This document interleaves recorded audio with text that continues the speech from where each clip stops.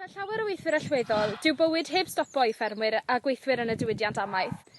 Fallech bod chi wedi gweld fideos ar gyfryngau cymdeithasol o ffermwyr yn gorfod taflu llaeth. Ac yn wir, mae prysau llaeth, beef a chigoen yn disgyn ar hyn o bryd, sy'n amlwg yn ofid mawr i ffermwyr a gweithwyr y diwydiant amaeth. Diolch i'r ffermwyr godra, y beef, y defed a ffermwyr y cnydau i gyd am sicrhau gan pawb yng Nghymru bwyd ar eu platiau. Da ni'n dal i weithio, felly plis cefnogwch ni. Diolch! Da ni'n ffarmio defed y gwartheg beef adre, a dwi hefyd yn cymryd gwaith godro mewn ffordd lleol. Dwi'n teimlo bod cefnogi ffermwyr Cymru ar yr adeg caled yma yn holl bwysig i gadw ni fel ffermwyr mewn gwaith ac i gadw economi cefn gwlad yn ffynnu. Gan fod fy nhad a fy nhaid yn berchen ar ladd-dy siop gig a siop delicatessen yng Nghorwen, mi fyswn ni'n hoffi diolch i'r ffermwyr lleol sydd yn cyflawni ni hefo gwartheg moch a wyn o safon bob wythnos.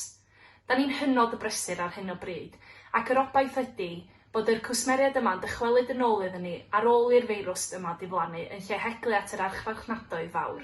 Jyst dim moyn rhoi shout-out mas fyna i'r bobl sydd yn parhau i gynhyrchu, sydd yn parhau i gyflenwi bwyd i'r boblogaeth. Diolch yn fawr i chi gyd, achos hebddoch chi, bydden ni gyd yn starfo. So licen i annog pobl i falle edrych ar wefannau fel Hybu Cymru, sydd yn trial codi ymwybyddiaeth o siwt i gwcan a ffyrdd eraill o gwcan, rhannau eraill falle o'r anifel, dych chi ddim yn arfer defnyddio. Hefyd, amser chi'n mynd i'r archfarchnadoedd, chwilo am labeli Cymreig neu Brydeinig mwyn cefnogi yn lleol. Dyw cynnyrchu cig a cynnyrchu llaeth a cynnyrchu wyau ddim yn stopo. Ni ffili gweithio'r fuwch, ti fod yn stopo cynnyrchu llaeth, ti'n o beth, o'n i'n mynd i o dros i fori, dio jyst ddim yn digwydd. Diolch i chi gyd sydd yn parhau weithio o'r NHS i'r cynnyrchwyr. Diolch y fe.